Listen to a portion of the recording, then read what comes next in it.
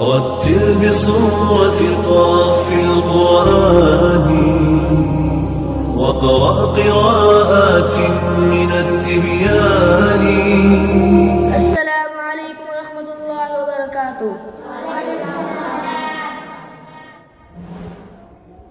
نحمده ونصلي على رسوله الكريم.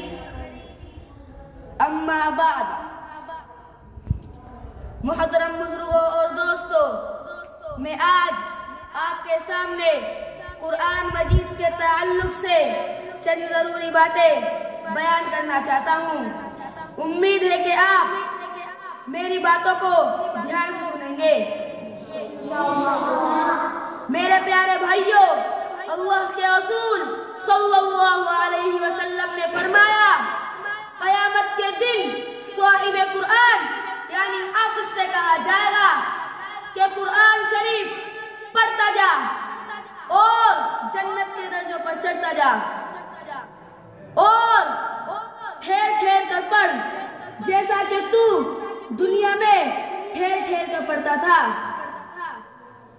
بس تیرا مقام وہی ہوگا جہاں تیری آخری آیت کی تلاوت ختم ہوگی۔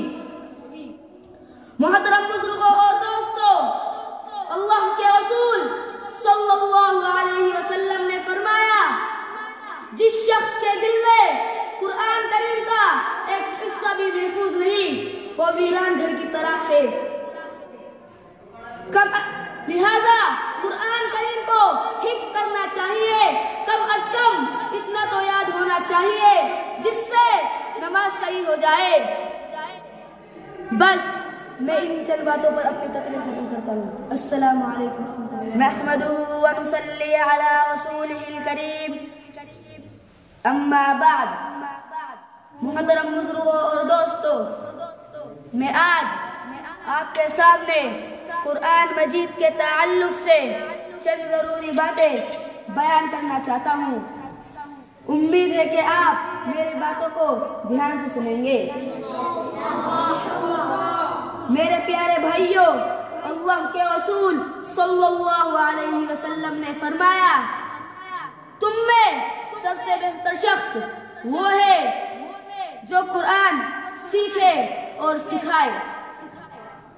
رسول اللہ صلی اللہ علیہ وسلم نے فرمایا، جس نے قرآن شریف کا ایک حرف پڑھا اس کے لیے ایک نیکی، اور ایک نیکی کا اجر و ثواب 10 نیکی کے برابر ملتا ہے۔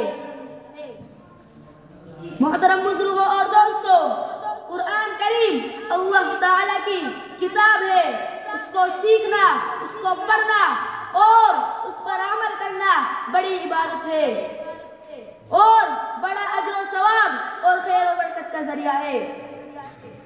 اسی لیے ہر شخص کو چاہیے کہ قرآن سیکھے اور اس کو صحیح پڑھنے کی پوری کوشش کرے۔ بس میں انہی چند باتوں پر اپنی تقریر ختم کروں۔ ویڈیو کے نیچے سبسکرائب کے بٹن پر کلک کریں، بیل کے آئیکن پر کلک کیجئے تاکہ ہر نئی ویڈیو کی نوٹیفیکیشن آپ کو مل جائے۔